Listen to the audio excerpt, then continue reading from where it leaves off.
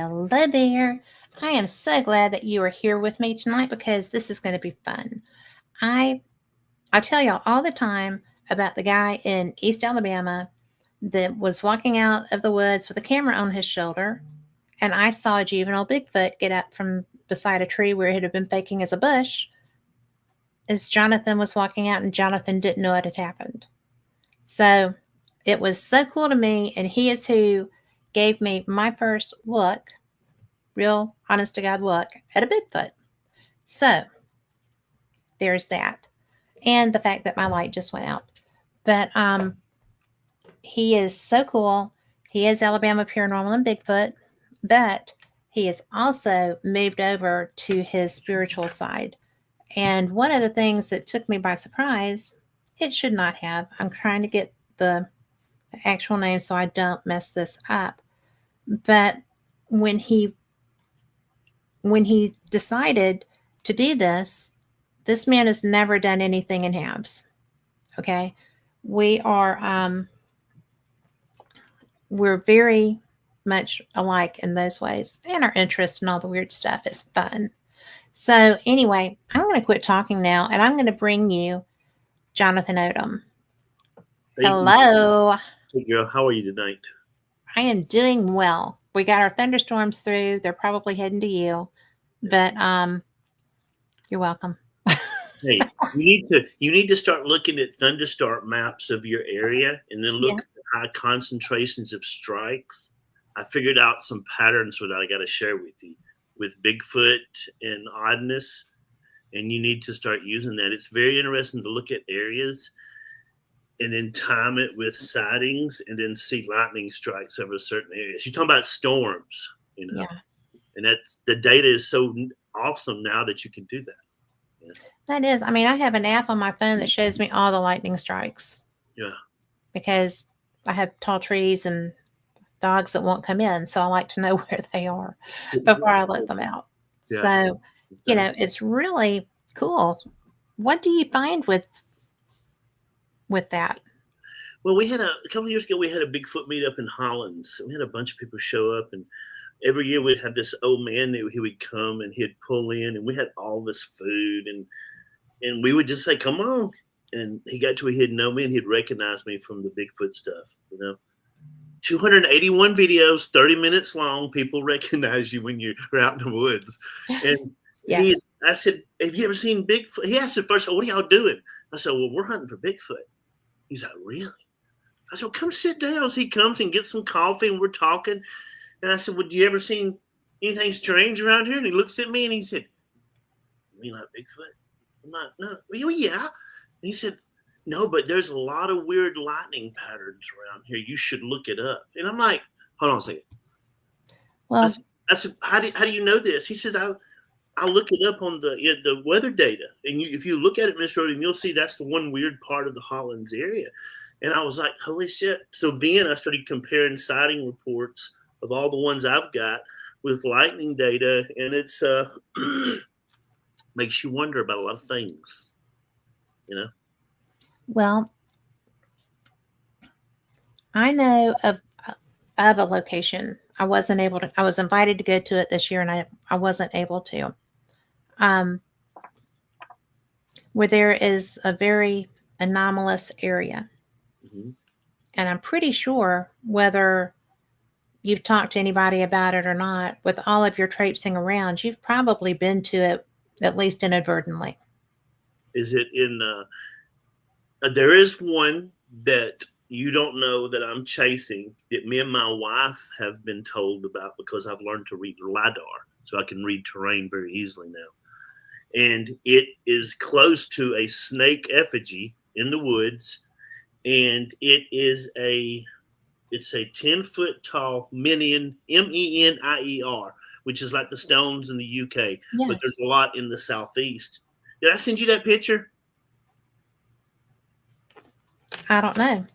Anyway, but it's 10 feet tall. Me and Kristen have located it, and we go into this place, and this is a place that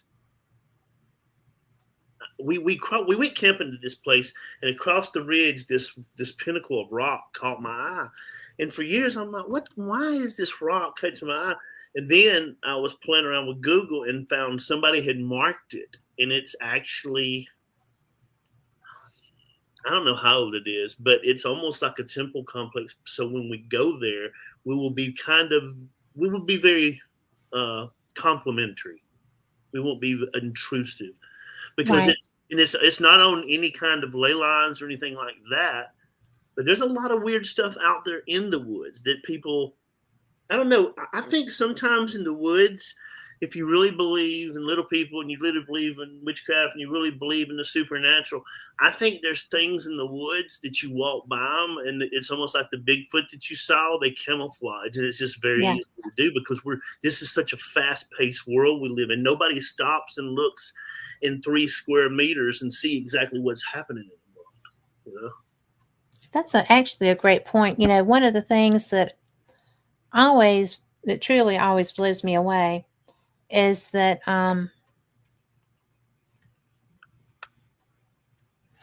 I do not choose to go hunt Bigfoot because I'm not that fast anymore. I broke my knee. Of And course. so I am not Sally Sunshine on the running. Yeah. But I couldn't outrun one any damn way. Yeah. But I also could not outrun a panther. Oh yeah. Oh yeah. Yeah. So, and we have those too. Yeah. And one of the things that I still have nightmares about this, and this is something you told me. Yeah. An experience that you had as it was going away from you. Do you want to share that? I've had a lot of experiences. You had to let me know which one I was talking about because Okay. Well, was it a spirit or a Bigfoot or a little person? What's no. In this particular case, you thought it was a cat, and I would agree with you because it was a we man go ahead. being taken away, screaming, "Help me! Help me!" Oh yes, that okay. I know what you're talking about now. Yeah. I I had some audio recordings on in Talladega National Forest on the road, and I'll talk about it because everybody knows about it now. Because Right.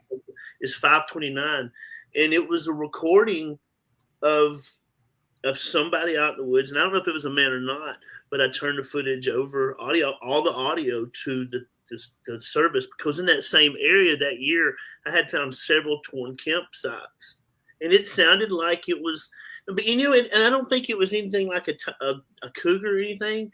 I think it was just, you know, I that's do. that's exactly what I think it is. It's because one thing people need to realize is me and my wife, we still go camping. My son's camping tonight. We spend a lot of time in the woods. But in these last days, I have said for years that there's more things in the woods besides Bigfoot. Now, Yes. there are extra things in the woods Yes. now. And I think it's in time. I think it's the natural progression of things, and it's kind of like where I'm going into the field I'm going to now, helping people with unusual supernatural problems, and then helping people on the psychological side of life when they have a supernatural encounter. A lot of times when people have a supernatural encounter, it completely shakes up their world in so many ways. It And it's shapes up their almost, religion. I yeah, mean, yeah, it does. it And does. I'm finding there's a need for that. For some reason, the clergy are not getting it, so I'm very excited. That's why I wanted to tell you about what's happening. And it's weird. Anytime I go in the woods, me and Kristen and my son, we see stuff so much. It's like, oh, okay, because we are so open to Mhm. things now. You know. Well, now I'm going to have to ask you, Okay. do you carry shiny things to donate when you go into the woods? No, because I'm a very spiritual man called for a very spiritual purpose, and I've made this pact with a deity that I don't really do that. I have rules in my own life according to big stuff with Bigfoot and stuff and spirits that I've encountered in the woods. I don't open a barter system because I'm not there to trade. I'm there to watch and observe, and that's just me personally. Have I you ever? think people. I'm sorry. Right? Oh, go ahead. Well, I was just going to ask, have you ever had an experience with Faye? Yes, I mean, me and Bill Roser saw the little people Yeah. around Horse Creek Cemetery several times. I've heard the calling of the woods on 529 in the middle of the summer. Talked to a lot of people with a Cherokee that's told me, don't go toward that. Yes. And I think you had suggested a book years ago, Jot, about when the things disappear overseas in Ireland and people ask them back and the little people bring them back. It's a beautiful book. Well, I think it is too. Yeah. And when there's so many times when I went to, what is the name of that park here? Red Mountain Park. Yes. Yeah. And yeah, they've got a great little museum. It's basically urban. Yeah. With just this beautiful park in the center of it. Yeah. And we actually, when I was with my team here, Yeah. It was so bizarre because Wanda Reeves, do you remember her? Yes, I did. Her husband was a Cherokee, Yeah. Red Cherokee Nation chief. She was like, "Do you have any dimes with you?" And I said, "Probably. I mean, I've got a change thing in the Explorer, right?" Yeah. So she said, "You're going to want to get some of those and bring them with you."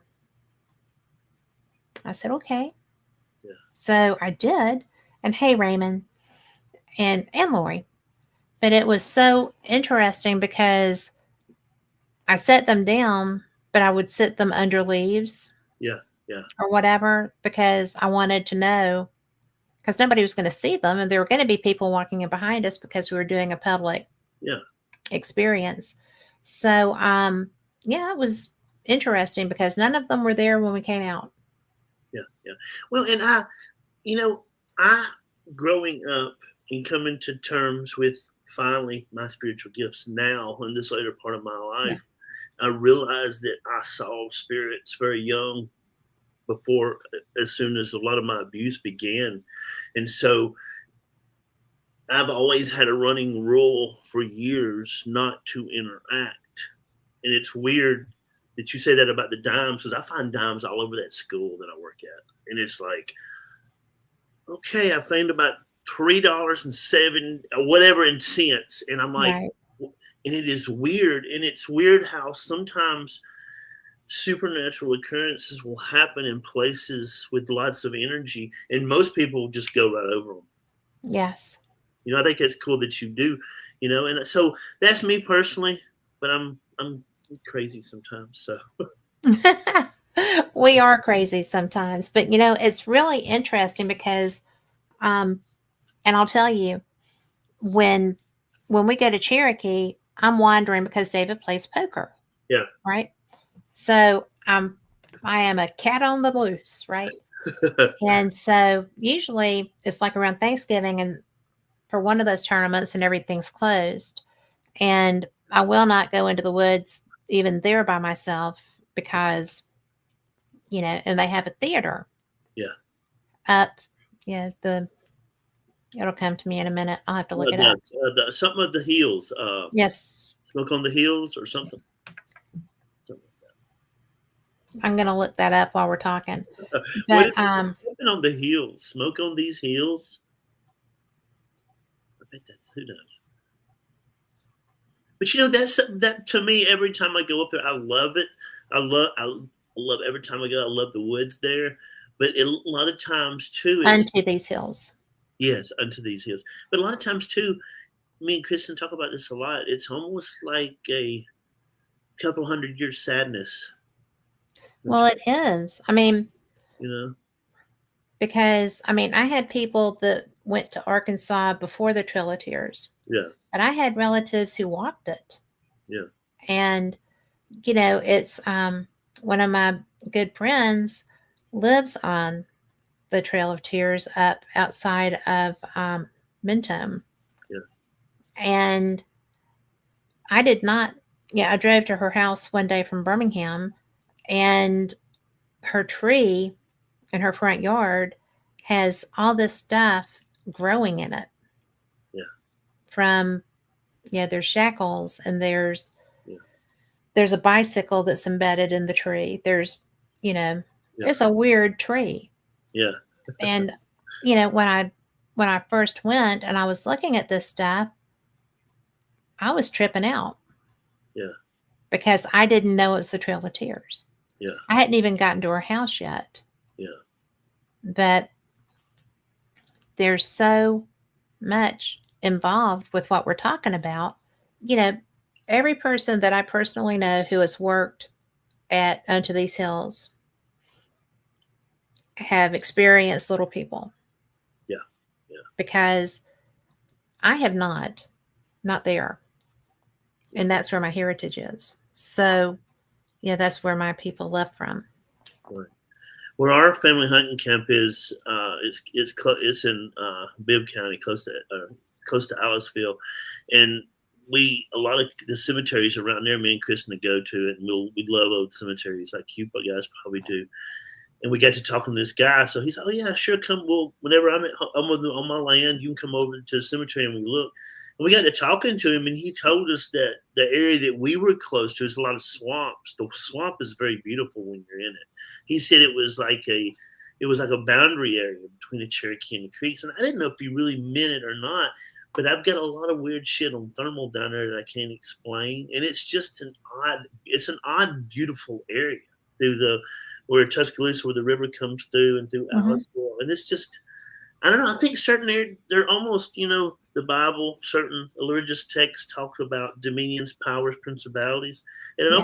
it almost has to be, especially in the woods. Well, I always get there's so few areas that we can really get away from everything, Yeah, and they're so valuable. And yet, you know, I do, I do the Thomas Divide Lights research yeah, up there too, but in the summer, but because in the winter you generally can't get up to that yeah, once they start closing the yeah, Blue Ridge Parkway.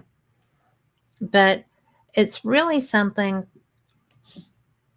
that you're so fortunate in, because your family likes the outdoors.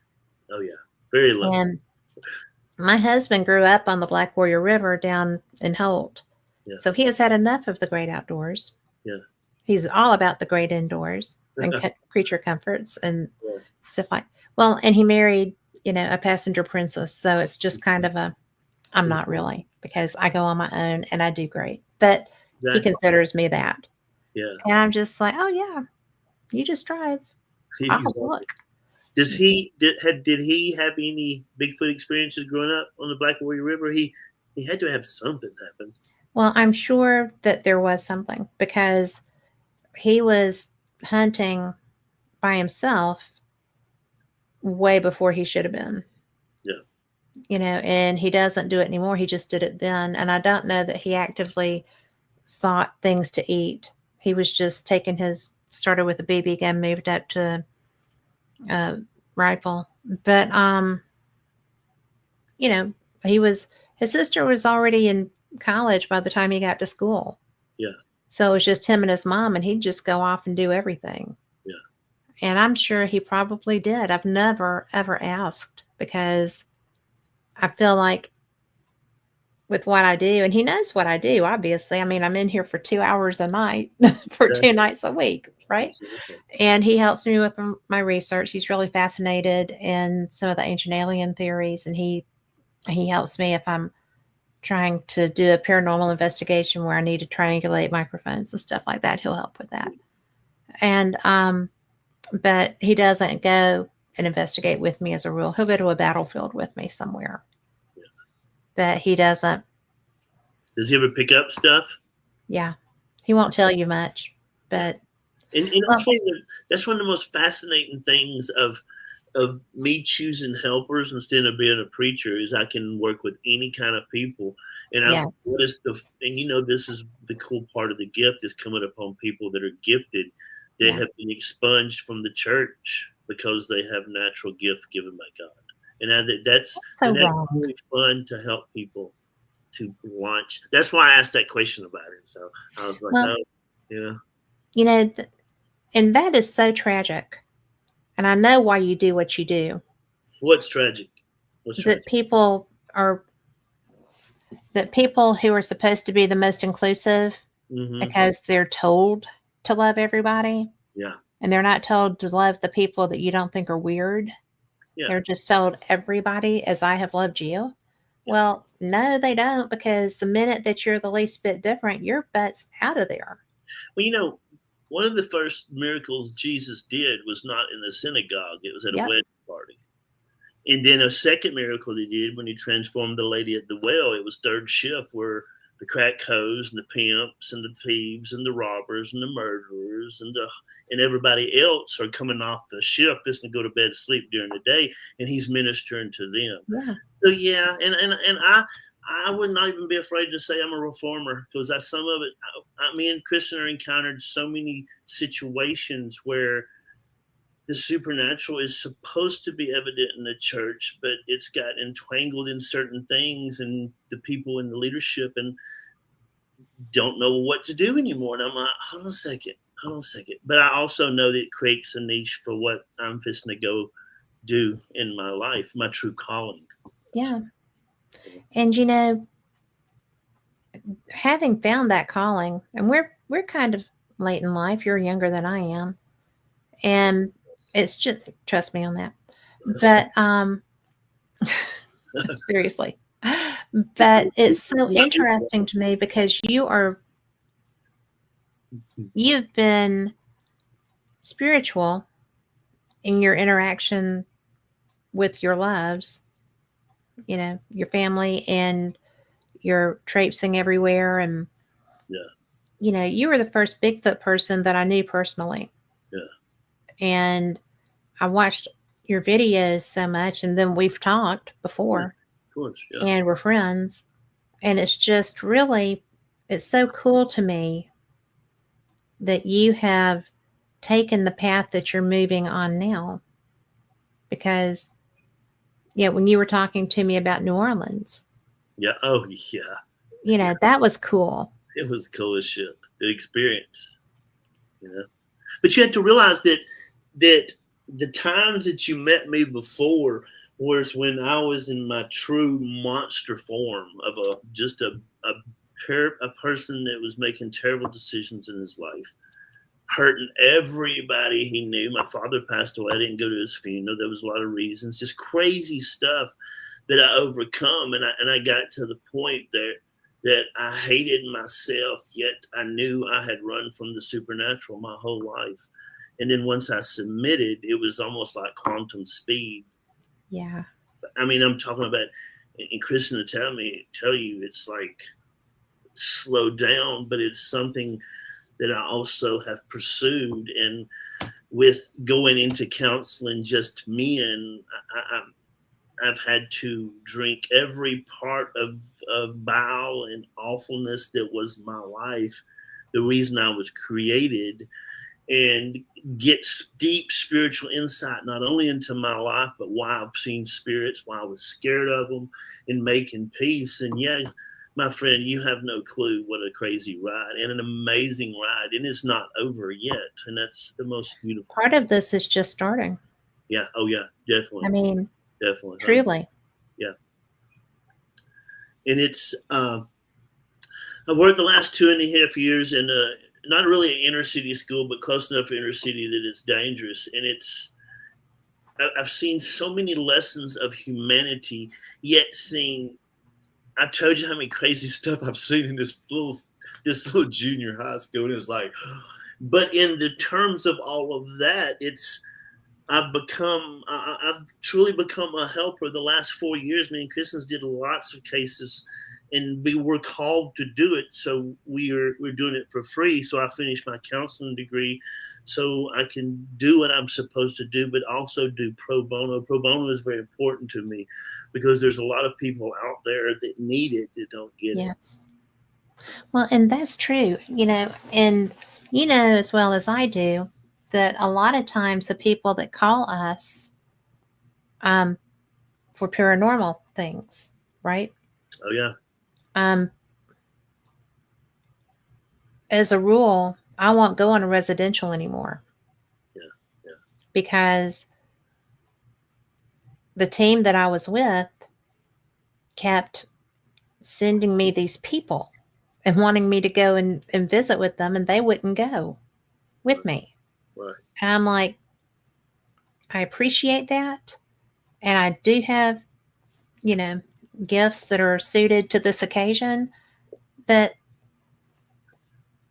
a lot of times these people are batshit crazy. Oh yeah. Yeah. Yeah. And Yeah. and I'm not going into a home that I don't know by myself.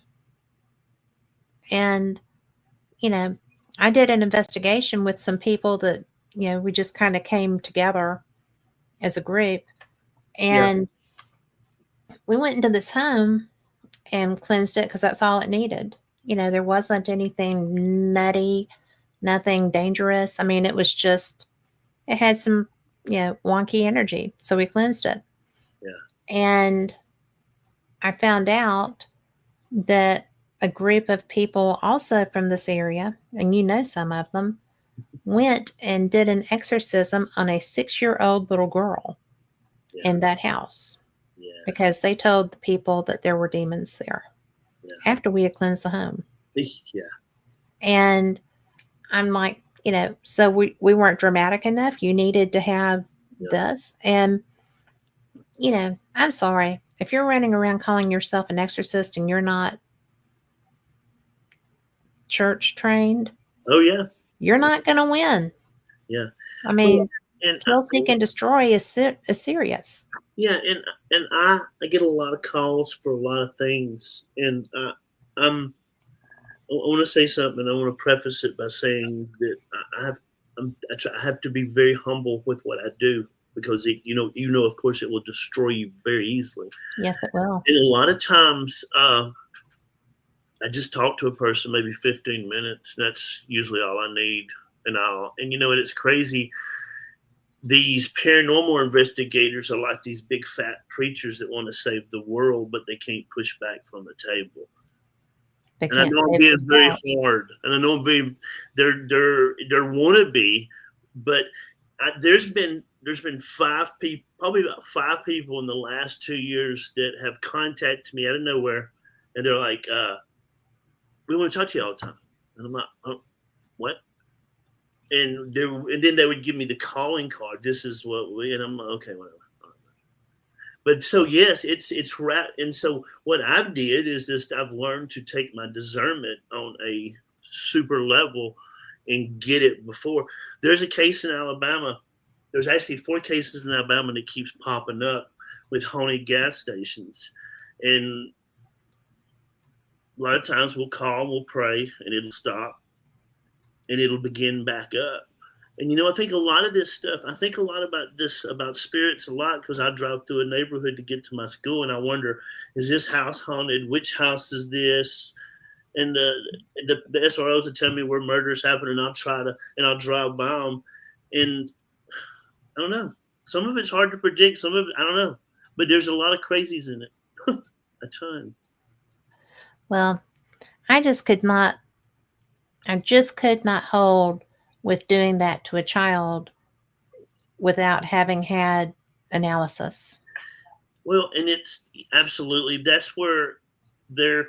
I have found out through 18 years of counseling and hard taking the supernatural that I have been with, combine it with with all kinds of degrees, getting more degrees, Right. and even then, when I'm handling something spiritual situation that is not a counseling situation, that's how people call us. That's how people get possessed. That's how people get oppressed. That's how people get haunted houses.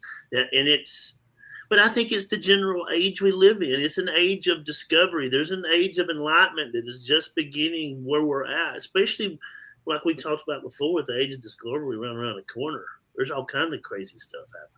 Yeah, Awakenings, I suppose. I do know. Here we are. It is why we're who we are. You know, it's funny. Yeah, you know.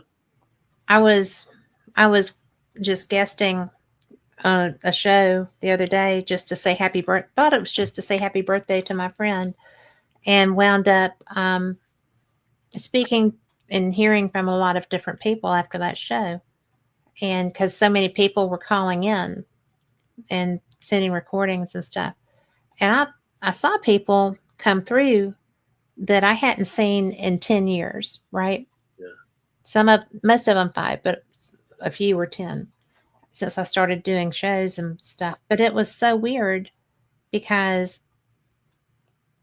you could see who looked different. Yeah. Okay. So spiritual And transformation over time. yeah. And you know, if you're going to do this, you need to be protected. You need to Yeah. know how to be protected, right? Oh yeah. And you know, one of the people was because I was talking about sloths, which is where I go when I have a new piece of equipment so I can learn how to do it because hello, I had Exactly. I had a 3 voice EVP one night Yeah. afternoon, right? They were talking to me, then they were talking to each other, and then there was profanity. You know, it wasn't a radio station. Exactly. And I was just like, hey guys, you know, so, and I made a comment about going there, and somebody was like, ooh, that's just such a terrible place after the show. Somebody was, you know, reaching out to me about, be careful, it's lost. Yeah. I'm careful everywhere. Oh But yeah. yeah, I mean, and it's a good place to train. You have to be very discreet because they don't want ghost hunting there anymore. Yeah. But you know, and you have to respect rules. Yeah. But it's just so it's so weird to me that people will just run out and you know, I'm gonna go and challenge this spirit. Yeah. Oh yeah. Really? Good luck with that because you can't freaking see them Yeah. if they Oh don't yeah. want you to, Oh yeah. right? And if you come running up into my house with your fist drawn, Yeah. you're gonna get whacked. Exactly. Well, and I think I'm fascinated by driving by locations and Yes. sensing them. Like where I work at the school system, there's several big churches that are abandoned Yeah. because of that school system. And I tell people all the time, yes, Slauson, there's these cool locations, but if you're really brave, go to Yeah. one of them churches, go in one of the Sunday school rooms, just sit down in the dark. And but that's a whole nother type of actually real terror. Yes. I mean, and it's just like, so that's why I don't go to them places. I don't need that shit in my life. I got enough. I I'm know, right? grateful enough. Yes. Can you You know, believe we used to? every time I would go in the woods, of course, Chris would tell me be careful, and Richard would go with me a lot. And we would. He's a big ex police officer, and we would, man. Did I ever tell you about the time we went out to the wood? Woman, her house was real far out in the woods, and she had Bigfoot on her property, and she could call him up. You did not. Oh, yeah. And let me tell you something. This person, if she was not a wood witch, she was a herb witch. If she was not a herb witch, she was a wood Garden witch. witch. Something. Yeah, we went to. Is it? Can I tell the story? Is it okay?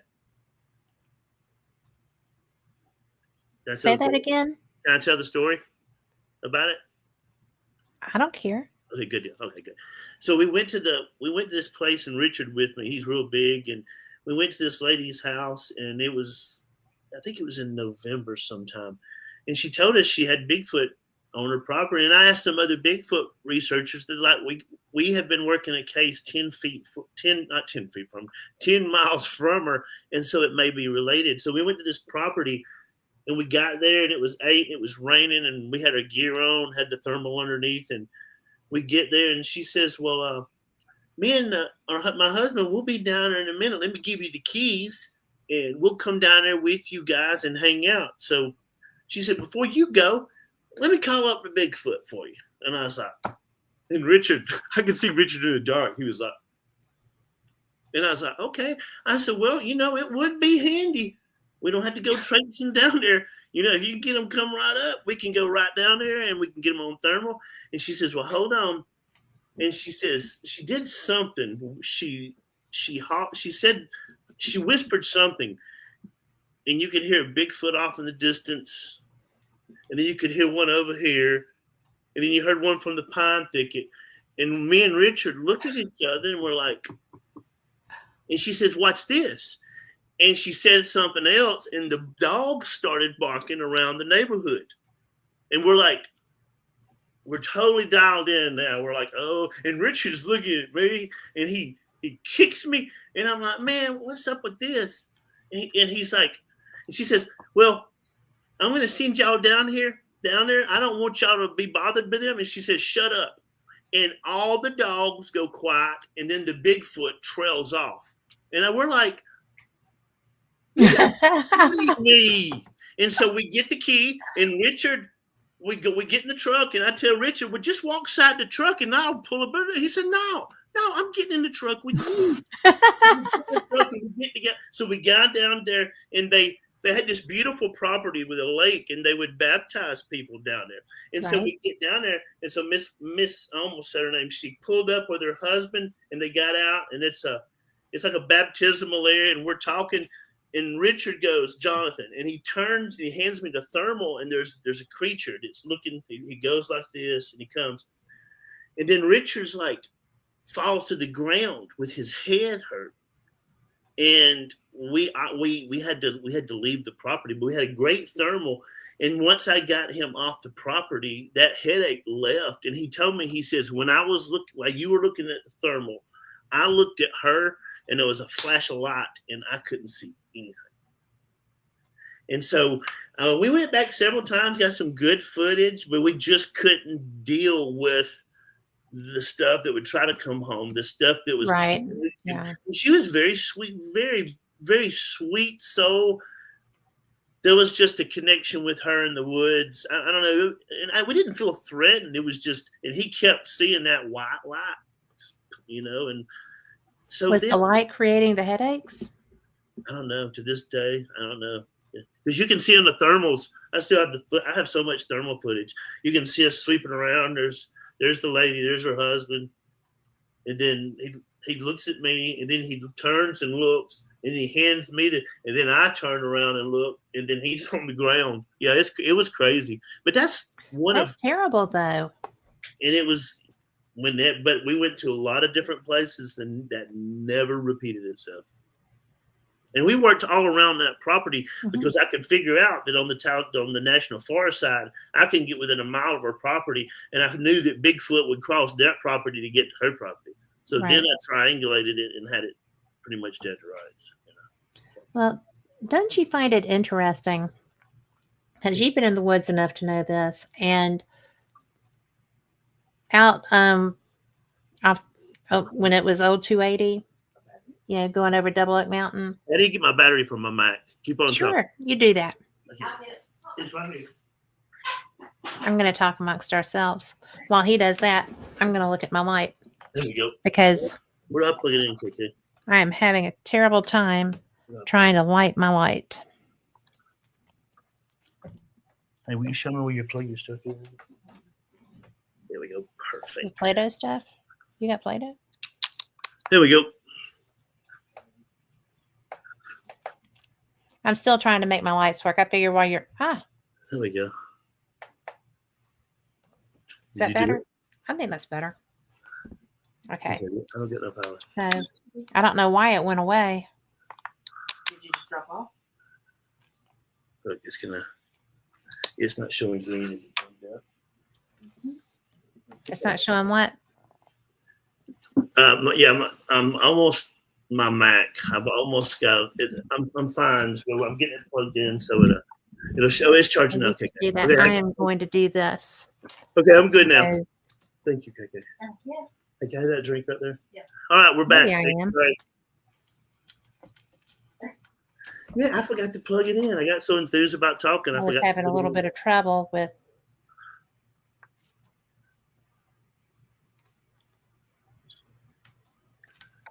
All right, perfect. Here we go.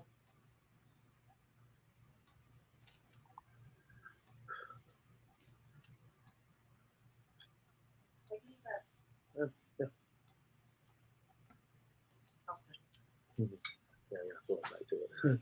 Well, now I'm not hearing you. That's what I get for trying to do this. Give me a sec. Okay.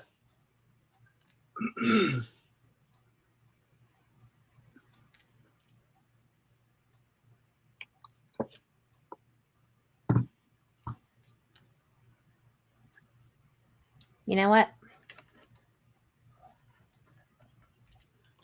I don't know why I do all of this stuff, and I have problems sometimes. But maybe it's our topics. Hey, will you bring me a hair? I mean, like a thingy in my hair. But You do have an alien behind you. that's what I'm going to do. Yes. We're back. You do have an alien behind you, so. I do. Don't you love him? I had a blue one. My husband makes sure that I always have an alien in my office. That's awesome. So it's my other one was blue. This is Al Leon. I told Kristen I want to go do that. I want to go to the Alien Inn, and I want her to see the desert. And I want. Oh my gosh! I went for the first time last year. Did you really? I did. I was such a tourist. I went on the They picked me up at my hotel, and it was just a nice drive. They had a nice little, and we got out there, and it's a beautiful drive. And you know, there's lush greenery on the way to it. It's beautiful. Oh yeah. So, but she has to get the little alien burger. Oh yeah. I mean, I want to see the desert. I want to just take her and see show. Well, if you do that tour, they take you out to a dry lake bed. See, that would be cool. In Grim Lake. There's nothing. It's like you're standing in the middle of, Logan Martin with no water. Yeah, that's awesome. It was cool. You got to go. Oh yeah. Well, and it's just, I don't know. Now the catch. I had just never been. Yeah, well, as much as I go to conferences and stuff out there, I had never been. Yeah. So I did go to the Crystal Hill where the Integratron is. That was cool. When Kristen wants to go to Sedona, and I went years ago, and she wants to go to Sedona too, and I want to go. Have you been to Sedona? I have. I actually got a crystal chakra alignment while I was there. Nice. So you have to give us pointers of where we need to go then. Well, I'm going to tell you, my husband does not get moved by spiritual things too often anymore, or not visibly. And we were sitting in one of the vortexes, is the Crystal Cathedral of the Cross. Yeah. And we walked in and sat down, and he looked at me and he was like, "We're not Catholic, okay?" He was like, "I think we need to light a candle or something." I'm like, "We're not Catholic." It's like, "Well, I think we need to do that." And I'm like, "Well, we can. They have them right over there." He wants to light a candle. He wanted to light candles for the kids because he just looked at me. We walked in, he looked at me, and he was like, "Oh my." I'm like, "Yeah, this is definitely that." And so he was just so reverent. Yeah. Because you can't not be. Yeah. And the next day I did a Vertex tour. And when we tried to do a night sky watch, but it was a full moon, which shot that out of the water. But it was beautiful. Oh, yeah. And I mean, we just happened to go. We had been staying in Williams, Arizona, going to the Grand Canyon, and we just decided to ride over to Sedona, and it was so freaking cool. We didn't go the interstate. We went down a little mountain road. Yeah. And it was unbelievable. Y'all will love Sedona. Well, and I grew up reading Louis L'Amour as, I didn't have a TV growing up. And so I read. It was a beautiful experience reading all the time. And he wrote a book called The Haunted Mesa. And then that got me reading on the ancestral Puebloans and then the Quiffbloans. Yes. And we watched on you. And I told Kristen I want to go 9 Mile Canyon and I wanted to just stop and let's go up there. And I know it's probably been found, but I just want to touch one and just, because it's a different type of energy out there. And I know it's the same than this, and I don't think it is. I mean, it's, to me, it's more ancient, I guess. Does that make sense? It's more,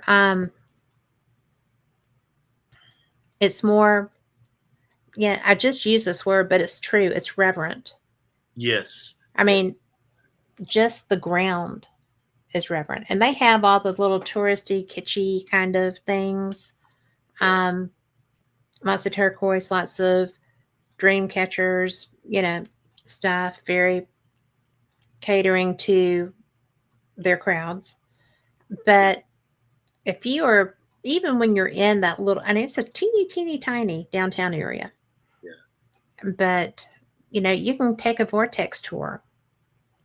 Yeah. I took a vortex tour. The woman that was doing my chakra cleansing, and this is how weird Sedona was.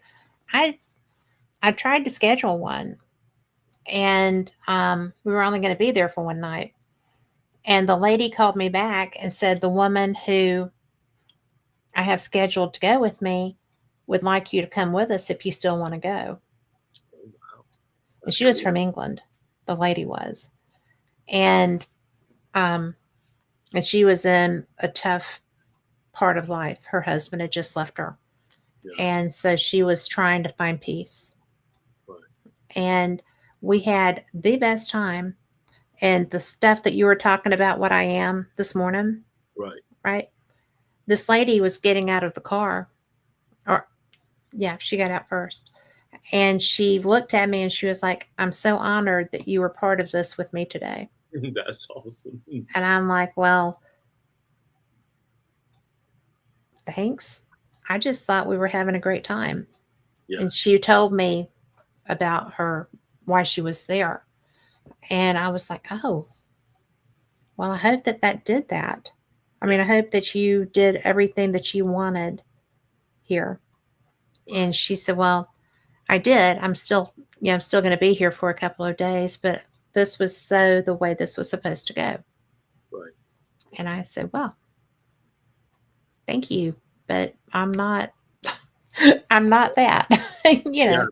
So, it was awesome.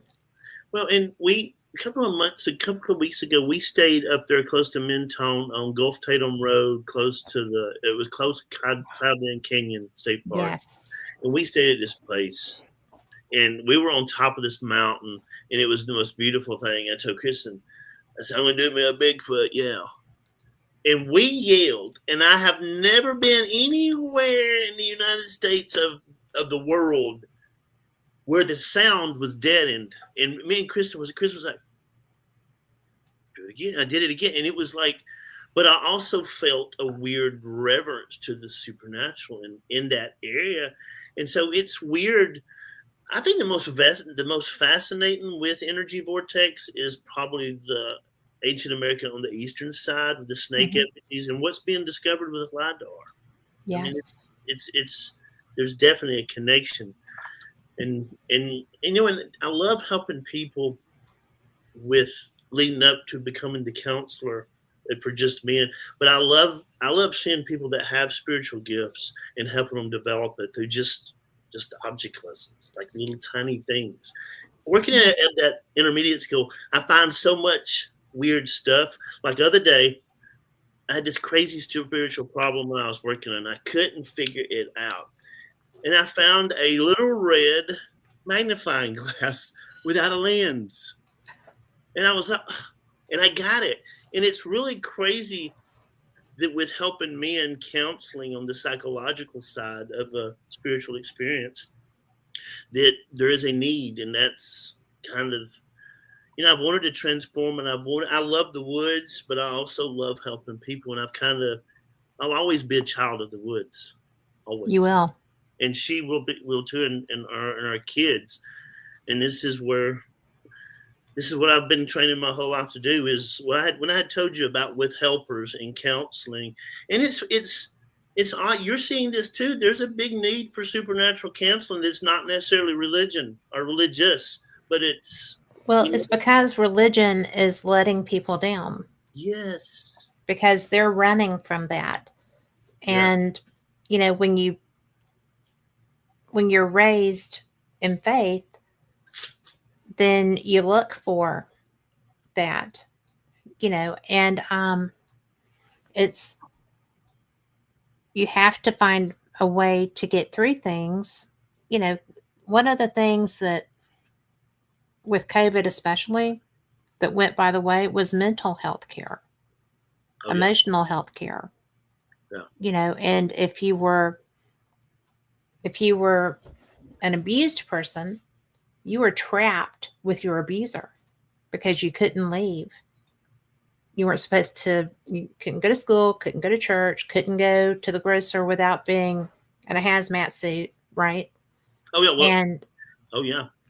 it just destroyed so many people. And people don't realize what people do not realize about COVID and what you just said. Yeah. We dealt with several cases during COVID, several where Yeah. people were directly associated with the trauma that happened in the house. The spirit got the house back into the family line.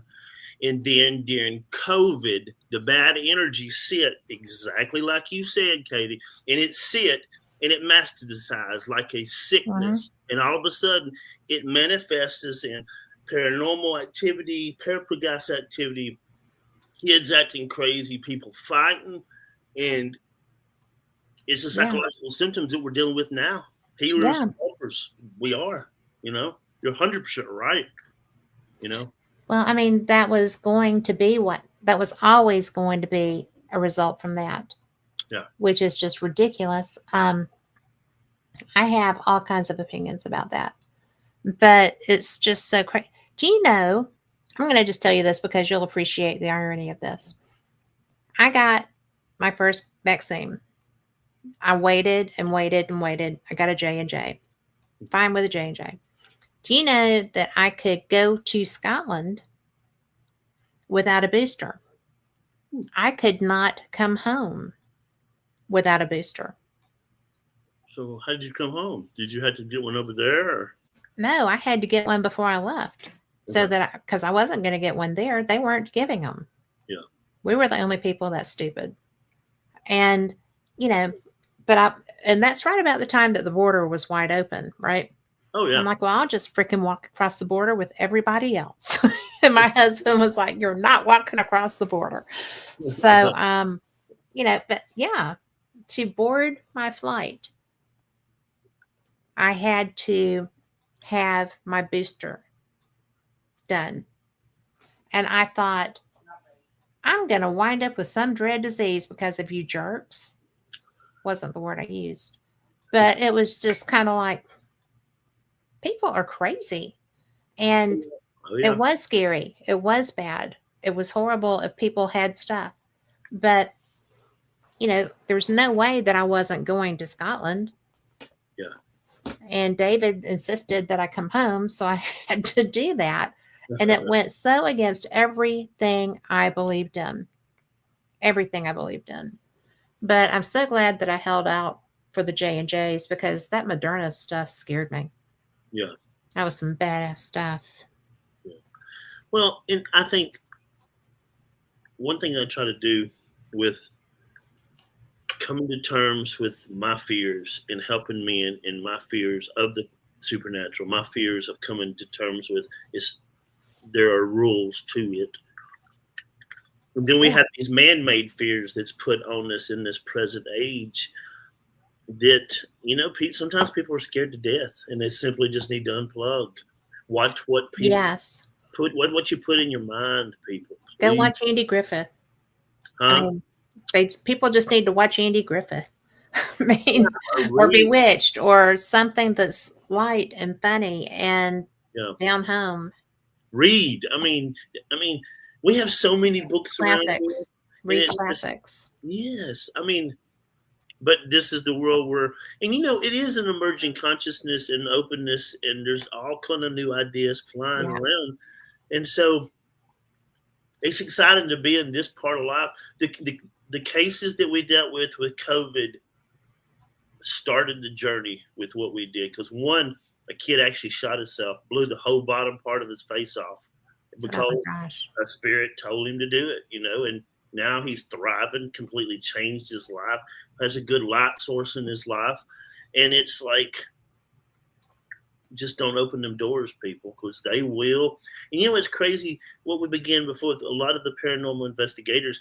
I have a lot of people call me in that field, and I counsel them, and I tell them, don't do this, this, and this. There's a very known podcaster that had he moved to North Carolina, and he had a lot of stuff appear in his property. And he was getting recruited by this organization. It was, it's been here forever. And he said, what do I need to do with this, man? I said, just put it back where it is. Just put a note on it, not interested. It'll go away. And it does. But there's this whole underside to, it's just like the clergy abuse. The clergy abuse is all over any religious facet that you have. It's in there. Yes. But what it's starting to happen now in this age of discovery and enlightenment, it's starting to come to the surface. And that's what me and Krista, we deal with that a lot, and it's not only, I don't believe it's a demon, Kate. I think it's human behavior masterized into a terrible thing, and the demon's nowhere near it, I would agree with that. And I would agree with that because we are our own worst enemy. We do to other people things that are just freaking astounding. Yeah. I mean, we are such a cruel species, and for no real intent or purpose. I mean, it's illogical, and yet we do it. But go ahead.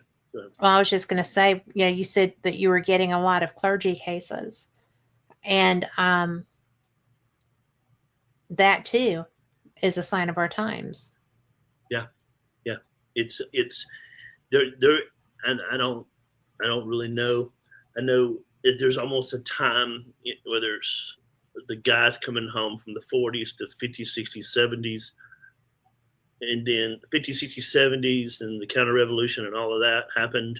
Yeah, there was a lot of darkness in humanity all over the place. And as a person that is immersed in the spiritual all the time, because I love what I do and I love helping people, it's really amazing to see things. I think to really do good spiritual work, you have to look at things over dispensation, 10-year periods sometimes to get the true meaning, because it changes so fast. I agree. And it's interesting helping these men where once you get to talking to men, and in this, especially men of this age, whether it's a man that's seen a Bigfoot or is having problems at work and just general coaching, there is such an object fear of the supernatural, but there's also a stupidity to the supernatural. And it's like you can't have one without the other. Yeah. It's the yin and the yang. Yep. Why do you think the fear is so strong of the paranormal, the supernatural? Okay. Let's do a spiritual experiment. Are you ready? Sure. If you take a video on Instagram, YouTube, and it's a terrible video of some terrible thing it's caught on video, I can't stand it. And if you take that video and you propagate it by 13,000 views, I believe that spirit grows each view. And that's why you have so much fear in the world. So social media. And video, being able to keep things going in perpetuity. Exactly, because we talked about this today. I'm finding out whether it's a generational curse in a family, whether it's a supernatural presence in a building, whether it's a haunted person, whether it's an oppressed person, whether it's a haunted flea market object, that a lot of it is energy. Yeah. And simple. I think it's all energy. It is. And Ripley and Kipling, all these guys that talk about all these things, And I'm finding a lot of time, a lot of the fear of the supernatural comes from object violence being propagated and Mm-hmm. people listening. Because if you don't believe it, sit and watch CNN for 24 hours, sit and watch Fox News for 24 hours, and you'll go batshit. You'll go bat crazy. You can You know? say it. No, but you I think will. I said it earlier, but I But, mean, you but do. it's what people It put in does two their mind. things. 100%. I don't understand why that's. I don't understand why that's what these outlets are trying to create, because it is a concerted effort. Because I think if you want to, I work in inner city school. I have a heart to reach African American males because what happens is they get caught up in this violence and they get caught up in this rap. Now, if you're a rap mogul and you own 10 radio stations and all these rappers and they're constantly putting evil and violence, not just rappers, if you're speaking of either violence and if you're a country boy talking about doing something stupid, it's evil and violence and it propagates. I see it every day in the inner city school. These kids they put so much in their mind, so much in their psyche. The base habit is throw down. And then you Yeah. see the parents propagating it. A lot of it is psychology. A lot of it is spiritual. Because if you pump that stuff in your head, it's going to affect anyone. Well, and if you're not old enough to have discernment, then you're just going to eat it up. Yeah. I dealt with a child last year, 2 years in a row. And this child was born into extreme trauma that was even worse than what I went into. And over the years, he'd smack me and we would deal with him, and I instantly realized that what was happening with this child was something that had been put on him in a terrible event, but it will be attached to him the rest of the day. That's why I'm so called to help people that are really dealt with bad trauma, because I have come from that.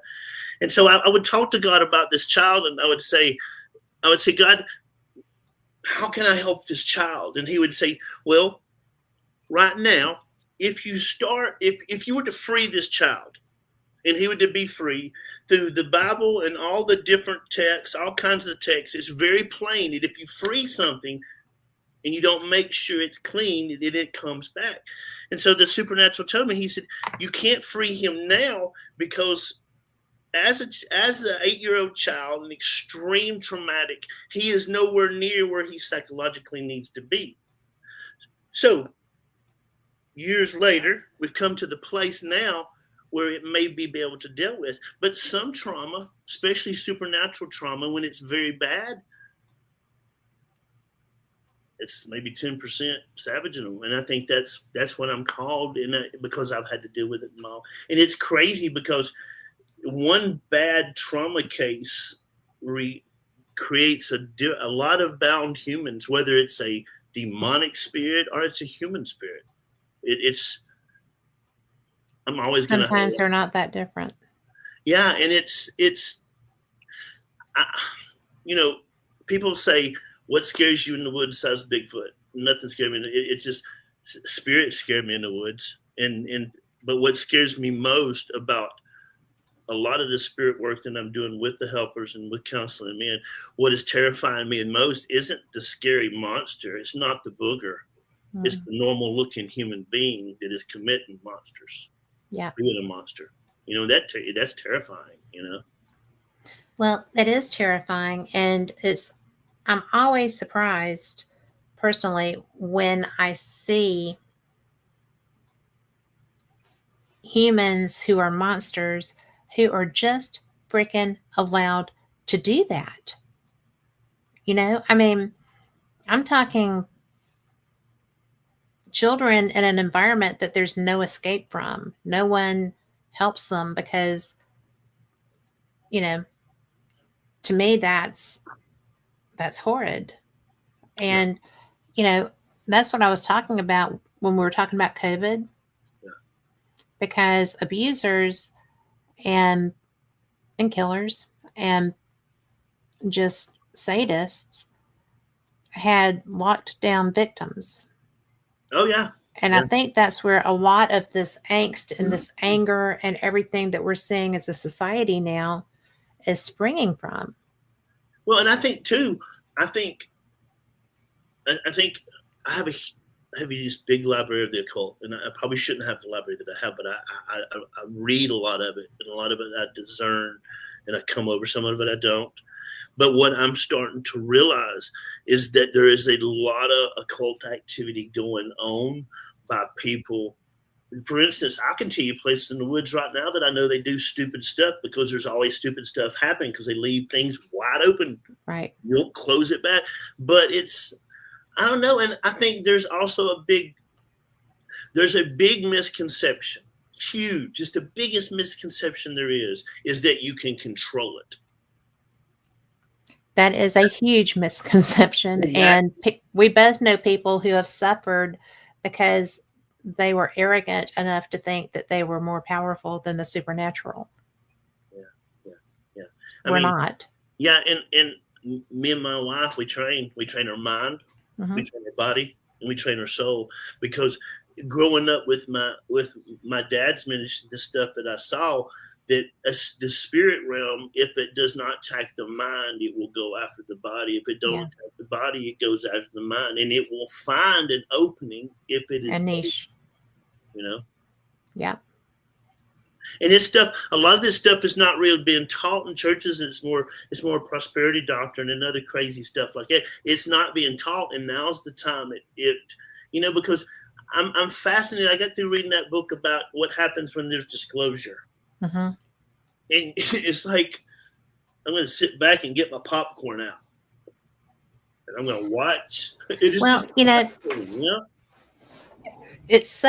is a topic that I love because I love ufology. Okay. I was in California at a conference, getting on a plane to come home that morning when they had the congressional hearings. Okay. And I'm sitting there. I just saw, flipping through my Apple as I'm getting ready and, checking my flight and stuff. And I saw a headline that were like congressional hearings, UAP are real. And I'm like, I cannot leave. I've got all the minds who know everything, who've been researching this stuff for 30 years, some of them. I cannot leave today, And I had an early flight. And it was the day that, at the end of the conference when everybody's doing their workshops and stuff. And I'm like, and they're not coming out for 3 hours. Oh my God. Yeah. Well, I've spent the last probably 2 years reading all of Dr. Mack's stuff with John Mack's cool. You need to just tell me just to stop. It's just like, I'm not going to tell you to stop. This is my jam. Okay. This is my jam. Okay. Because listen, I can remember as a kid, while dealing with all of my supernatural, there was a guy that came through and he preached for my dad, and he was named Leroy Broadhead. And this was a preacher that was wild. He had tent revivals. He had real crazy power. And he come and Daddy said, I got this guy from Louisiana, Jonathon. And he said, guess what? And I was like, what?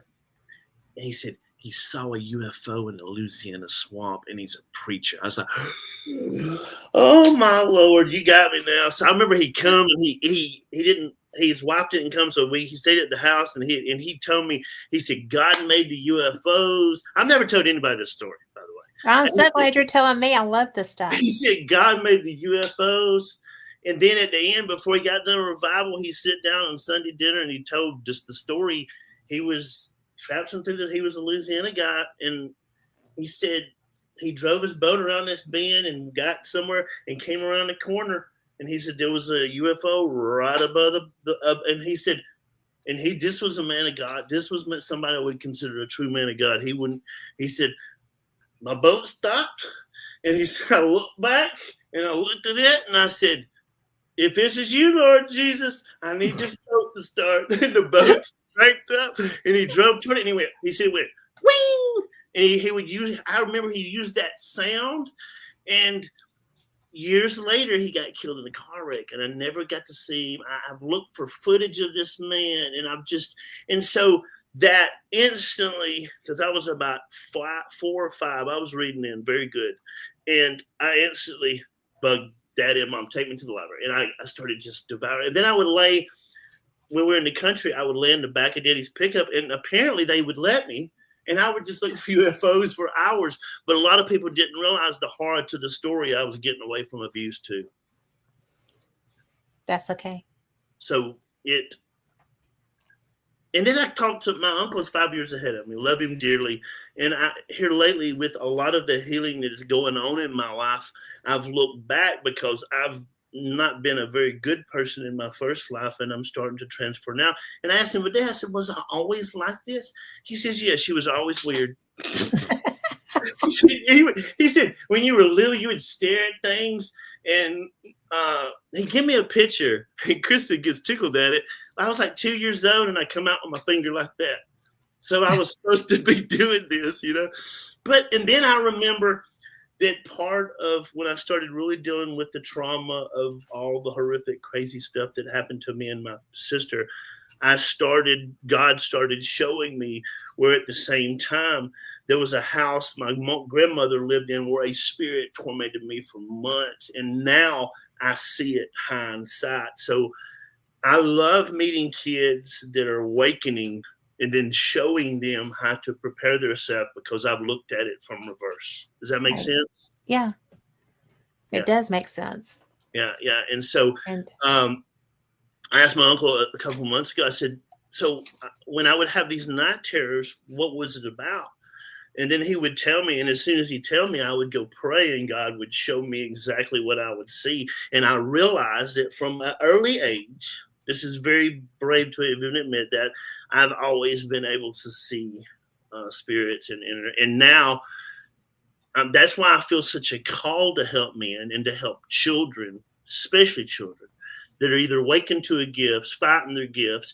And what is the most coolest thing is to get an 85-year-old just waking up and they get kicked out of their church because they have what's in them, and so there's enthusiastic for the supernatural and helping people. And so here we are, right? Right where you're supposed to be. Exactly. But it's been a journey. It's been I have seen so many spirits in the school that I've worked at that I told you one of the examples well, that's where I was wanting to go because we've talked about this school before. Mm-hmm. Just us. Yes, we have. Yeah, lots. And it's so rare to be able to talk to somebody who has insight to that, because I know there is no way with all of the politics that go into education as a profession, with all depending, and you're middle school, right? Yeah, third through 8. Sorry, husband.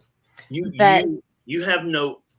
I can make a spiritual map of Birmingham from schools and tell you 100 things that happen in the school. Easy.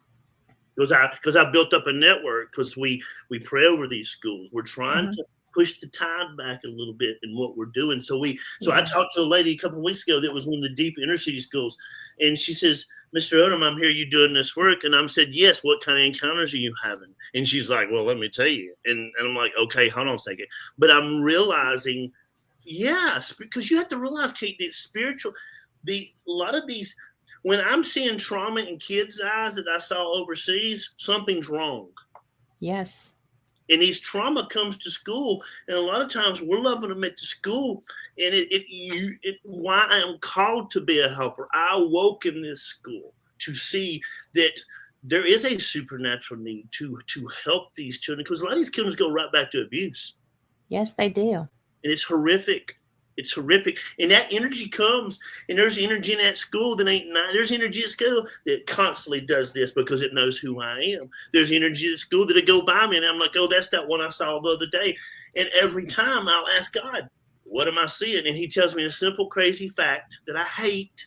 Just observe. And I'm like, I want to, but that would be my biggest thing. Yeah, but I'm starting to get glimpses, my warrior kicks in those situations because I survived that, right? Oh yeah. And survivors, we want to save them all. Yeah. They can't all be saved. Yeah. And Yeah. that's, to me, that's the worst. Well, and that's my Kristen, my beautiful wife, and And my she therapist. is. Yes, she is, and my my beautiful wife, and she has seen this from a standpoint, like I said this morning, of spirituality, but not religion. Mm-hmm. So she's been a major yin of my yang. Yes. But what is cool is the therapist I have, he's also, sometimes they have to tag to me because I'm stupid. Not even. I mean, but you understand that But you're I'm not learning normal, things. but I'm not normal. You know. Well, if you were, I'd be so disappointed. Yes, but and it's so, and she brings this spirituality to me that I saw spirituality that was a Christian hiding sins, and it's been such a, and you're right, it is a protector. It's hard to realize that I can't, and so they have a right to be worried because I will have to get to the point where I'm very disciplined and I push away. Yeah. Like you warned me this morning, you warned me about the same thing, and I'm heeding people and listening because as much as I want to eat, sleep, and breathe it, and I do, I had to be a human too. Well, you have to be all of the things that you are. Yes, and continue to Because, work on me too. well, sure, because that's what integrates you within yourself. Yeah. Because every component of your life, Kristen, your son, your love for the outdoors, your, family, your studies, being in the school environment and seeing all of the angst and the dismay that can be there. There's also joy. It's just tough to get past the dark sometimes to get to that. And especially at that age, because the hormones are very difficult when you're not in a fight or die, Yeah. fight or flee. Yeah. And if you don't have a way to flee and you're not going to win a fight, you've got some really serious issues because you're walking around with terror on top of everything else. Yeah. I Because sit in the you won't lunchroom. make it out. I sit in the lunchroom and I watch 400 or 500 kids eat. I watch the grades go through me. We'll sit there with SRO. And if you were to look at everybody and mute it and read faces, Mm-hmm. Yeah. it terrified the crap out of you. And this, I saw a kid today, man, that's why I watched him. And he was sitting there and he was off his meds and he would go. And then he would get back control and then he would do. And I knew exactly what I was seeing. And then you look over and there's one over there and you're like, no wonder I'm seeing so much stuff around the school. My God. But then again, a couple weeks ago, I seen the most crazy act of kindness. And it was like, ooh. It was like the ray of sunlight. And it was like, ah. And then you'll have kids that don't get any love at home. And they come. Like when I was going through some of the darkest times of my life with a lot of crazy stuff, coming through, trying to become what I'm supposed to be, there was this one kid. I've been at the crossing line, and I'd be like, I don't got time for hugs, man. And he would come and hug me. And it was just like, it was basically being healed, I think. It was being healed. Yeah. It's been, and so I told you the theory about our high school, right? Right. Okay, can I give it to you right quick, the theory? I would like you to let everybody know it. Spiritual theory here. Okay. Years ago, around in Jefferson County, there was a state-run asylum that was for the extremely bad of us, the extremely mentally challenged, the people that could not help themselves. They had bound for years, so this property was shut down a couple of years ago because there was so many abuse allegations they had to criminally prosecute like 60 people, and they shut it down. So, as wise as people are, they demolished it. And if you look on LiDAR, you can see a lot of the pods because it was built in the prison style of the 80s where it was pods. And y'all Yeah. remember how that was happening. Yeah. And geniuses have built a high school on this place. And once I started looking through newspaper, because I'm a genealogist at heart, I love history, and started to see, and now I work in this school system, and I talk with other people on other properties where extreme violence happens every day. Yeah. And there's a spiritual connection. I have people that I know personally that are ministers, men and women ministers in this school system. They'll say kids will look at them and they'll do incantations on them. And I'm like, you better be doing them right back at them. Yeah. Didn't take that. And so I have a theory that whenever they demolished that mental institution, and a lot of it did not get adjudicated, means it was unresolved karma, unresolved crazy. Yes. That a lot of the stuff that happens in that school happens because of that, 100%. And it's just a theory, though, spiritual theory. So what do you think, Kate? I think that absolutely. If you do not, that's why they have haunted burial grounds. I mean, you cannot, you should not do, that would be like building on top of Bryce, right? Oh, yeah. I mean, they're not even tearing the old one down. I mean, they don't want to put anything else there. Yeah. And to have done that and be a place that you're going to put children was, I don't care who you are or what your belief system is, that's a dumbass move. Oh, yeah, it is. I mean, but people don't think, I don't think people think academically and what state needs and feds, but they don't use. And there's no way they really sense. could have, I don't think they really could have known. Well, I think that they could have known. I think that what they needed to do was, if you're going to do that, have someone come and clear the land. Yeah. And so, like you had asked, we had talked about the stuff in the other school system in Birmingham. I mean, there's the extreme violence in Birmingham right now among the children in a lot of these schools. I mean, I talked to a lady a couple of weeks ago. I said, this is who I am. And I'm putting together this coalition of schools to kind of pray over schools, do some stuff, spiritual work. Have you, and man, she taught me in 45 minutes stuff that she had seen. I mean, and I'm like, and these are little old beautiful ladies in the hood that are 80 pounds and they doing spiritual work and people don't have a clue they are. They feel who they are. Because I'm going to tell you, those women are the ones that are going to save this generation if it can be saved. Yeah. And that's a big if. And, people thought that the 60s and 70s were transitional. They were, but not in the way not to release negativity. Oh, yeah. They were trying to find themselves, trying to understand who they were. There's a lot of spirituality in that period. And now, like you said, some of these children have never been loved. They don't understand. They don't have a safe place other than at school. But then when they're at school, it's not really safe because if they're not in a group that's going to help protect them and they're on their own, they're going to be targets too. Oh, yeah. And, they can say there's not gangs all they want to. Yeah, there are.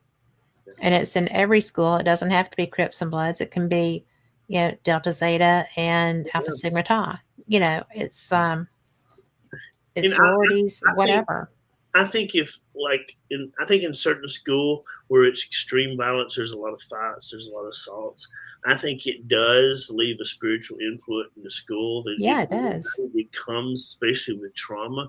That's why a lot of people I've dealt with men, and I'm starting to deal with, especially with men in counseling with helpers, is men that are going into the woods with Bigfoot or doing this right here or whatever spiritual work and being wide open for trauma, not realizing that the first Yeah. thing that spirit's going to attack is that trauma. Is going to activate the crowd, And so the schools, yeah, that's a fascinating subject with How do energy. you how do you help those people that are trying to be warriors that are getting sandbagged? I just, I have a friend it's a beautiful friend of mine. He's in his 40s. He does a lot of work through his church. Now he's doing it through the school, and he's fixing to get to the point where he's going to start helping me, and I want him to start helping in the Spanish community with a lot of the outreach. A lot of this stuff, I don't know. I don't know if it's meant to be won. Well, there have to be victories here and there. Of course, of I course, of mean, course. But because there's so many there's so many potential victims in these environments. And not just physical, spiritual, because if you don't have a safe place to go oh yeah, anywhere, then you're never going to have time to heal. One of the things when um, David and I were talking one day, and because we were married, got divorced, and remarried, yeah, and so we were talking one afternoon, and he was like, "You have to realize I am not moving. I am here, yeah, and you're safe." yeah. And you know, there's a reason I love that man. So, but and it was like, we're on the same team. Yeah. We will always be on the same team. And if he hadn't have gone to the effort to recognize the need for it, to have that conversation, Yeah. then would we have made it, 30 years? Right. I don't know. Yeah. We were married when I was a kid, Right. and got divorced, and then like 15 years later there we were again, and we remarried. Right.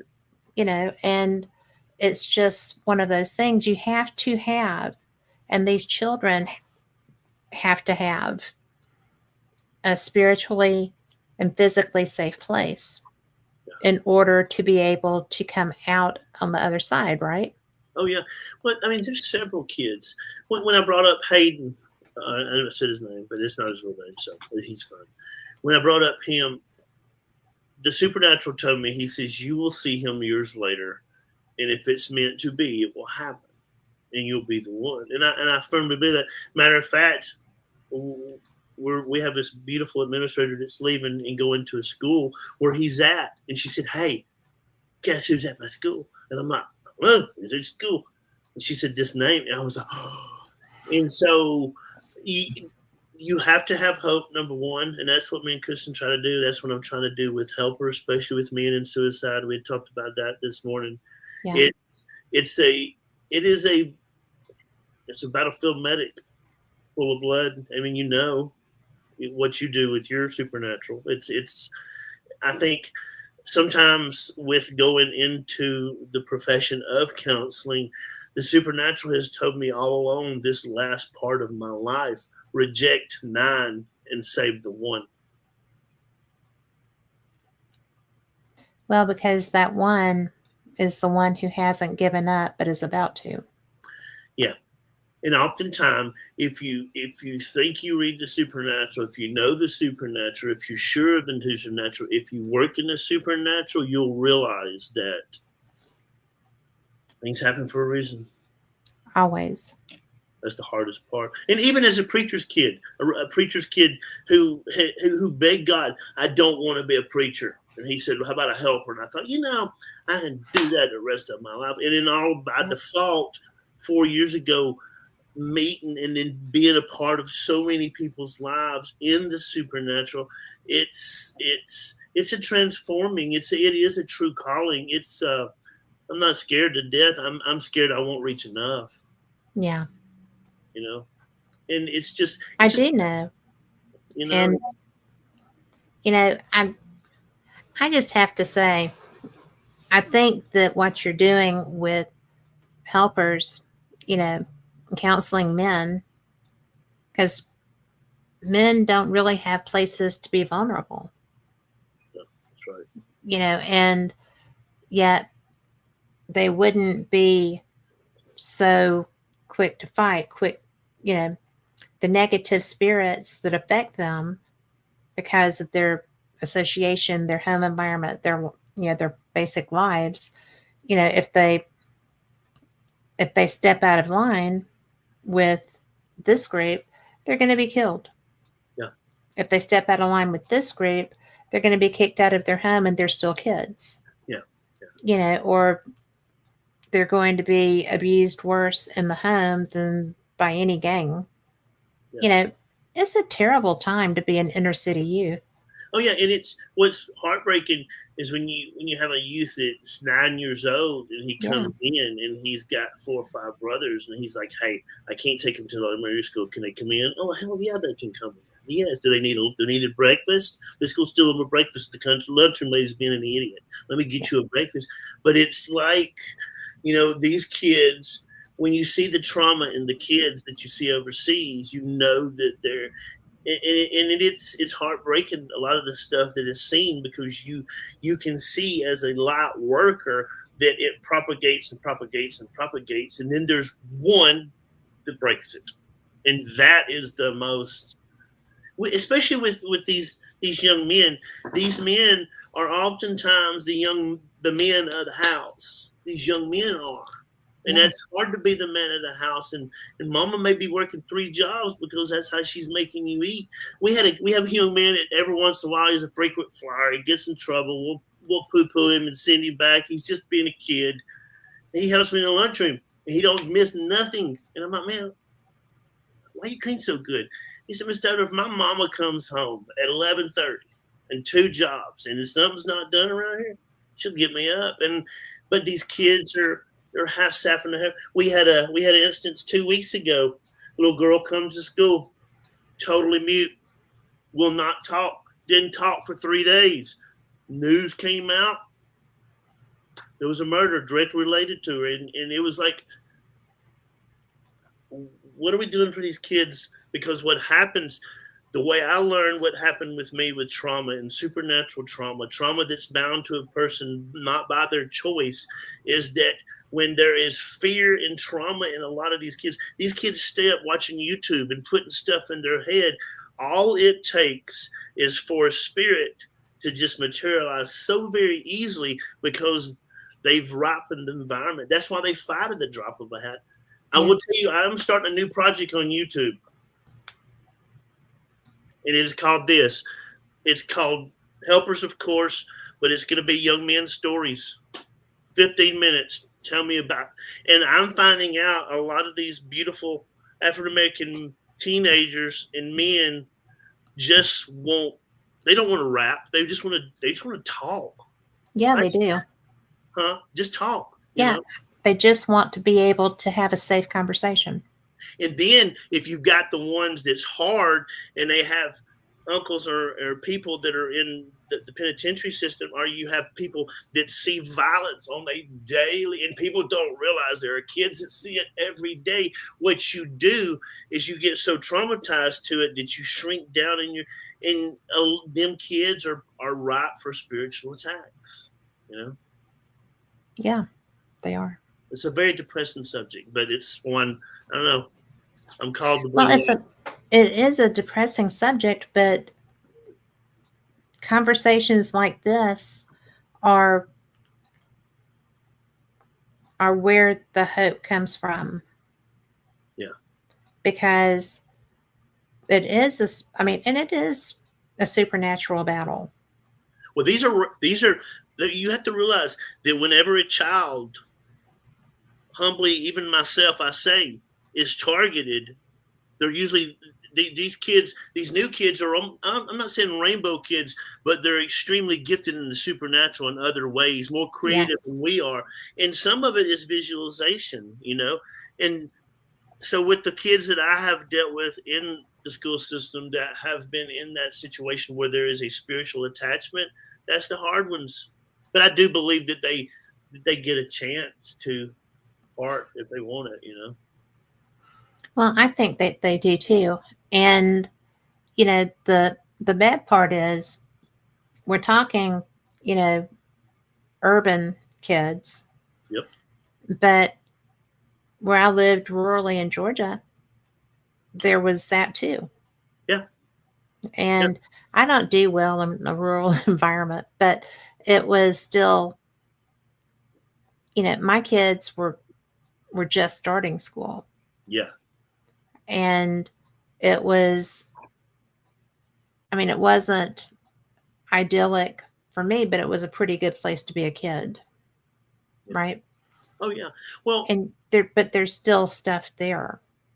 Oh yeah. Well, yeah. Of course, because you go It's the nature of the beast. Oh yeah, because it's spiritual warfare. Spiritual is not in one area. It's an No, all it's encompassing. everywhere.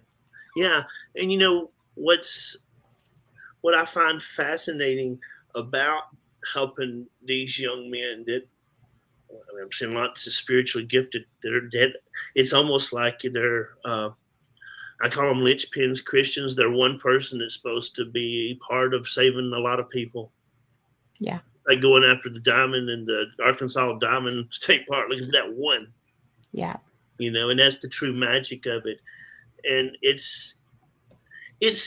I think the hardest part of all of awakening of who I'm supposed to be as a helper and begging God not to make me a preacher, but and I'm more of a combination of whatever. I draw things. I've learned to, and I've talked to you about this, about energy, sending energy, receiving it. That's why I talk to people on the phone. I don't have to look at you to say if I need to help you. And if I don't need to help you, boom, I don't need to help you.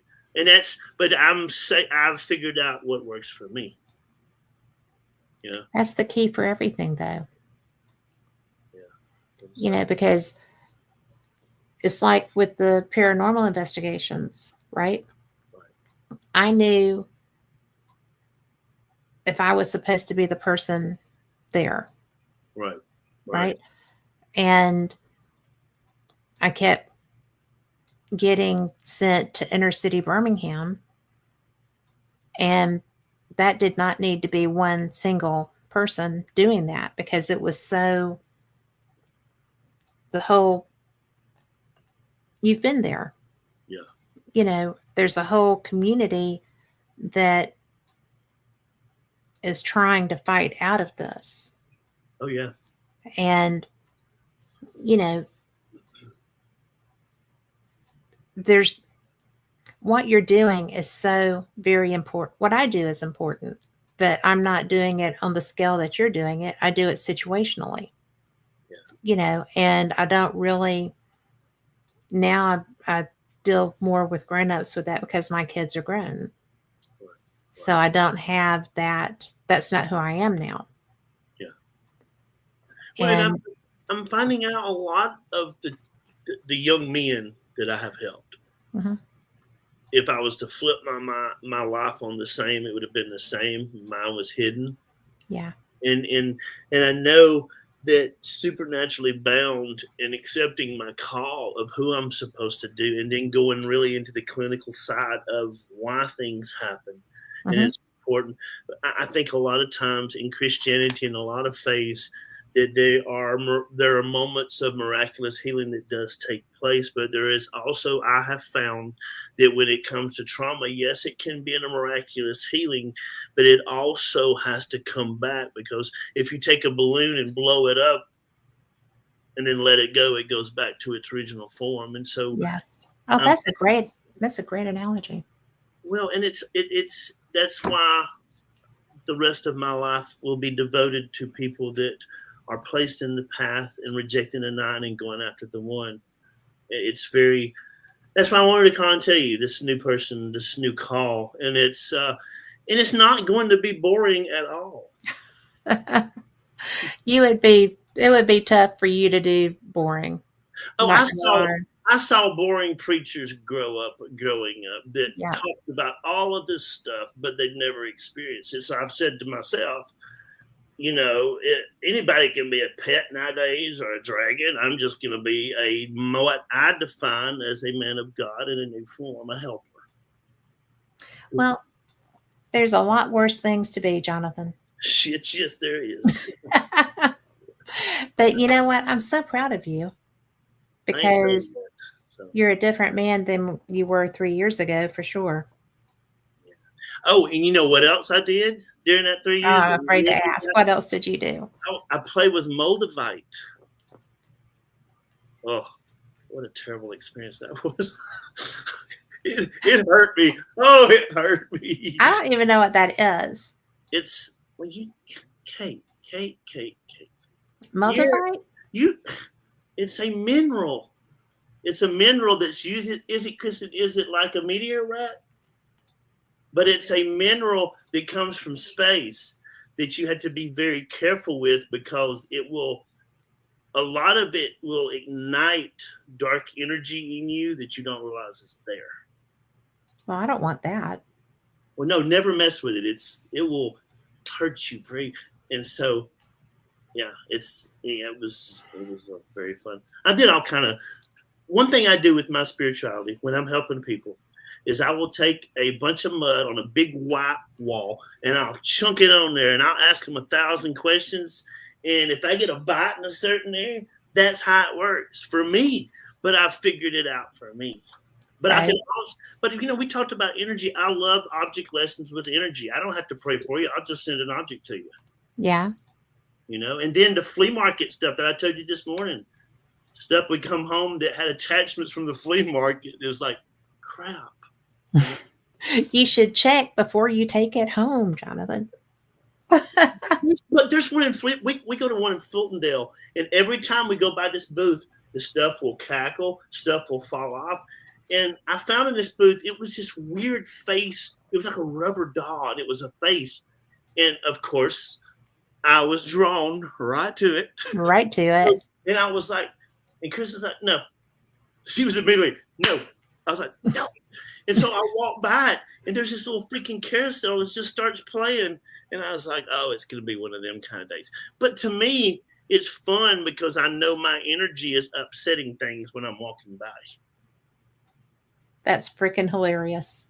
It's true. Did you take the carousel home? No, I didn't take it home. I don't want that. I'm crazy enough. I don't need any extra business going around on here. No, I got enough. That's so funny. That's true. Very true. Ask her. She'll tell you. Yeah. Well, I already knew you were crazy. That's one of the reasons I like you so much. Exactly. Here I am. But here I am in this big part of my life. And it is really a beautiful culmination of a lifetime of hell. And Kristen has changed my life. The supernatural has changed. I actually just quit running and accepted my gift. If you were to look at my life as a Pentecostal kid growing up and look back, there's all of these totems that have been totally smashed to hell in bits. And everything that I thought I knew, but now I'm getting more to the point of my spiritual knowledge than my human knowledge. And it is the most grandest adventure you've ever.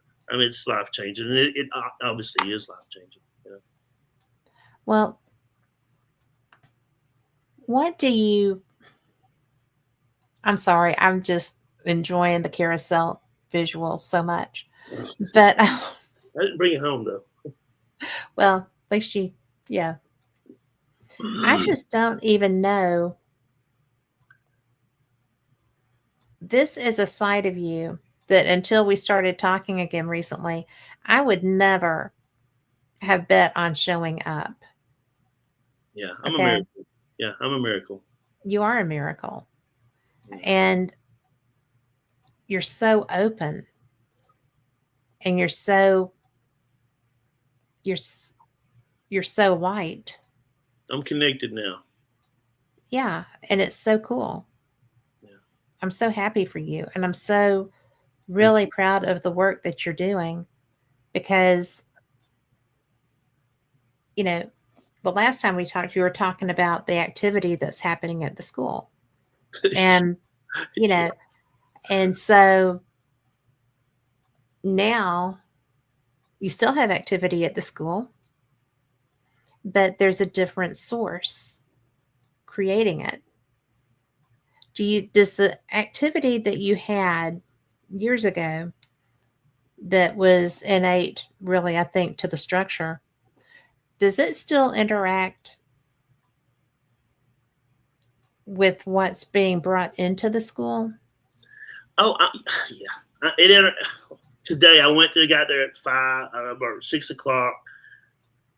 Checked the bathrooms, made sure they were clean. He had left a mop bucket out. I go around the corner, and it goes, because it's got a stupid bum wheel. And I turn around, I'm like, stop. I don't got time for this shit. And I walked off, and it stopped. And it was just like, so it's almost discovering who I am, who I'm truly called to be. Mm-hmm. Oh, yeah. It's been a while, right? Because I think when I leave the school, I'm going to pray over the whole thing. Since nobody else has the balls enough to do it, I'm going to do it. When I leave, at least to give back. Because I'll be back in the community working with the kids anyway. And so I'm just going to do it because nobody told me I can't. Well, that's the way I look at things too. Yeah. Yeah. And it's a nasty. You didn't say it can't be done. Why would I not do it? Well, sometimes even if they say that, because I am kind of a rebel when it comes to clearing a space and kind of shielding people. Well, I look at it from my old days. And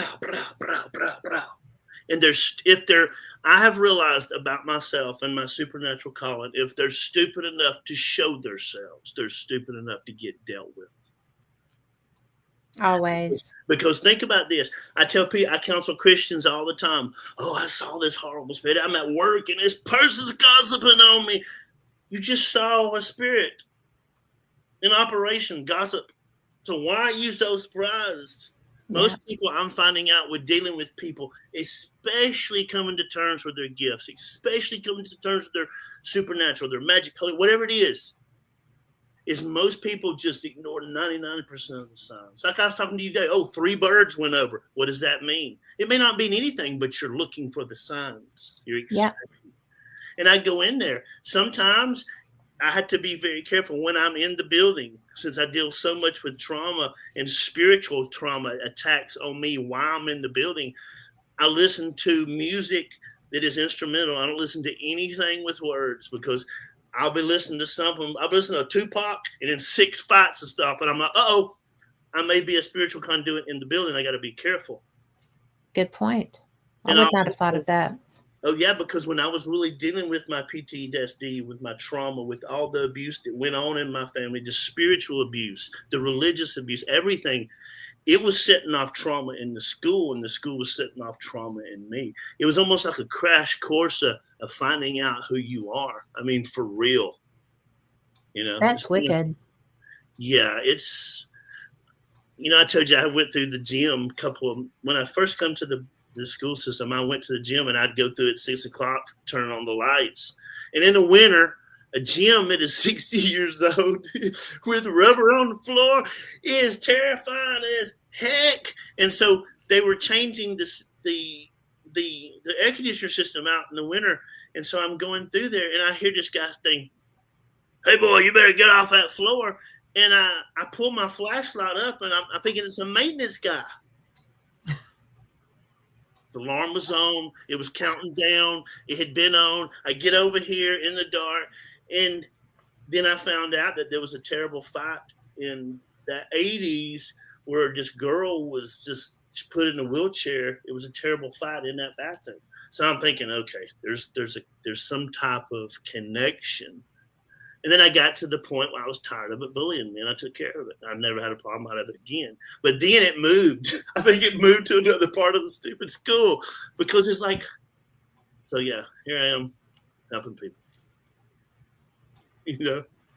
Isn't it funny when they just shift? And then Yes, you go in and there they are, those jerks. Yes. yes. And I tell people, if you are going to work in the supernatural, whether it's helping people, whether it's light, whatever you're doing, if you push into the supernatural will push back 100% of Yes. the time if you are open to it. You know, what That's a true. journey. What a journey. And you still have all this time left before you're not there. I don't know. I may die tomorrow. I may not. That's the way I live. I mean, that's where you know, Kristen brought a book home one time, and it poofed my whole head, and it took away all my excuses. And it was Elkhart told the power of the now. Yes. Oh Wow. my God, that's such a great book. And Oh my she had God. this, and I was like, dang, I can't use any of them old excuses about trauma anymore. And then I started using it. It's just a beautiful book. So, Kate, thank you for this opportunity for giving me this chance to show a different side of me and a different side of where I'm going in my life. Thank you. Well, I'm just really proud of and for you because the shift from the last time we spoke or hung out is so blatantly obvious. And I didn't think that you weren't wonderful before, but I think that what you're doing with this new system is just amazing. And I know that Carl just put in chat that we've got 10 minutes left. If you want to win a copy of Fate magazine, you just go in there and put your hashtag Bigfoot, and Carl is going to run a computer thing that picks names out of there. And right now, only one person has put hashtag Bigfoot in the chat. So, and this woman has so many Fate magazines because she travels with me. So, Hey, hey, I discovered the Fate magazines. It happened to me. Volume 1, 2, and 3. I love did you love it? Heck yeah, because there was so many different.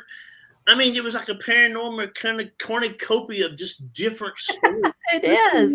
When the World War II planes fly over in England and people hear them all the time, I'm like, holy yes! I got digital. I love my digital copies. So Well, I'll tell you what, we have, you know, we had some problems with getting the publications done because where Phyllis lives, Phyllis Galdi, who owns the magazine, she got hit by Helene in the Carolinas. oh my God, are you So kidding? it's been, she had a health crisis and was recovering from that, and had, I mean, she is such a badass woman. She really is. She had hips replaced. She has goats and chickens. She had the surgery for the hips, and she was out chasing the goats. I mean, I'm just like, you're chasing the goats? And she's like, well, somebody has to. And I'm like, Well, so hips are much different than knees, apparently. my son is going to school, pursuing his degree in North Carolina, and our heart is really up there. I love the people up there. Let me know, because I look for Fate magazines in the. I grew up with so. You remember Omni? Yes. I mean, it's just like, well, that is so. So is she back on track? Well, she is back on track. I mean, I'm not going to kid around. She is fierce. After the hips, she had a pretty severe stroke, Oh, wow. and then had recovery from that. And she is so strong. And then the hurricane, and everybody on Black Mountain and in Nashville and around there Oh, just yeah. being left to themselves because nobody was coming to help them. So now there's appears to be some help coming through. I mean, the Amish, oh my God, the Amish were heroes. Yes. I mean, the Amish will always be heroes because they are community based. But so hopefully she's got the new edition put together, and it's going to be going to the printer if it's not already there. So I'm pretty excited because I have an article in there, so that'll be fun. Yeah. Well, and let me know after we get done, after we talk, and because I want some when you said that, I felt to pull to send her a word, just a beautiful prayer. So I want to get her number and send her something on the download, with just I will. something beautiful. And it's I told you when I was growing up that I read because I didn't have a TV, so that I made the realization a couple of months ago that the town I was in, that I grew up in, had a huge occult library. Now I look back and I'm thinking somebody was reading that stuff. Yeah. And it made me wonder. It's funny how things are in your path and you just Yeah. Well, what's interesting is when that path can bite you in the hiney. So, in what way? well, because you didn't realize that you were being taught as you're coming through, right? So then you get through it, you survive it, Yes. you survive it, you come out on the other side. You had asked me about the Duela thing. Yeah. And Duela thing, and we'll talk about that on another occasion. Yeah. But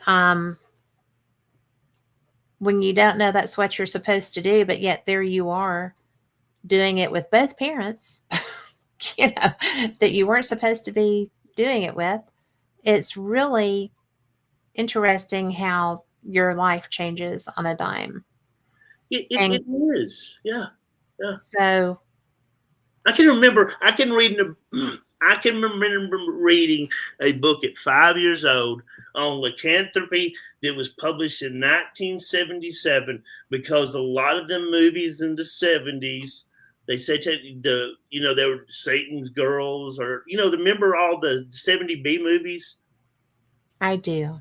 And so, and I loved them, a lot of them. And I'm like, and I can remember the book to this day, and I'm like, was it not supervised? And I still remember because it was actually showed black and white pictures, the steps, and it was done in Eastern Europe. And I'm like, something's wrong with me. Well, something is wrong with you, Jonathan, but probably not about that. The life path that's why I've ran from it this whole time, right? I love it. I love it. But so, Carl, do we need to go with that? Nope. All right. We're just going to send that on then, since we have a individual, and I'll be seeing her. It's my best friend. I feel like people are going to be, that's rigged. But if you don't put your name in, you're not going to win. That's right? That's right. Exactly. So it's been a pleasure, Kat. Thank you so much. Thank you so much. And I will get with Phyllis, and because I never give her number out without making sure. No, totally cool. You know how that rolls. Do you know a lot of the Asheville Magic people? Yeah. Good. Because I know there's a connection there. Because me and Kristen, it's one of our most beautiful places. We love to go. But every time we leave, we end up fighting like cats and dogs, and we act crazy. So now, every time we leave, we pray, and we're fine. But it's a nutty place. It is a nutty. Well, Harry Anderson moved there from New Orleans. Did she really? Harry Anderson, the guy from Night Court, the magic guy. Oh, yes. And after Katrina and the aftermath of that, they moved to Asheville, and he opened his magic shop there. Well, and he's passed away, but he was brilliant. Kristen, who is that one we went to in Asheville? There's one that we went to, we keep going to, that she writes a bunch of books, and she's in Asheville, and just a very, very beautiful soul. I know I'll meet her one day because I've seen it. So yeah, and she will too. So we'll have a great night. I've got tomorrow. We've got awards day tomorrow. It's that time of year. But here's what the bad thing is. There's been beef in the school that you can have a bunch of parents together with kids that have beef. Last year we had like 3 fights broke out. It's a bunch of bullshit. Gotta love it. It's humans at their best behavior. All right. Bye, girl.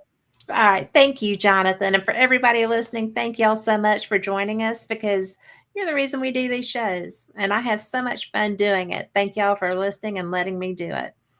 So we will see. I'll be on Sunday with Fate Mag Radio. And I have Rich Hoffman of the Scientific Coalition of UAP Studies, of which I'm now a proud member. So we're going to be talking about the conference coming up in June, and it's going to be at the Von Braun Civic Center, but you can do it virtually too. So we'll be having all that information for you. Thank you. Talk to y'all soon. Good night.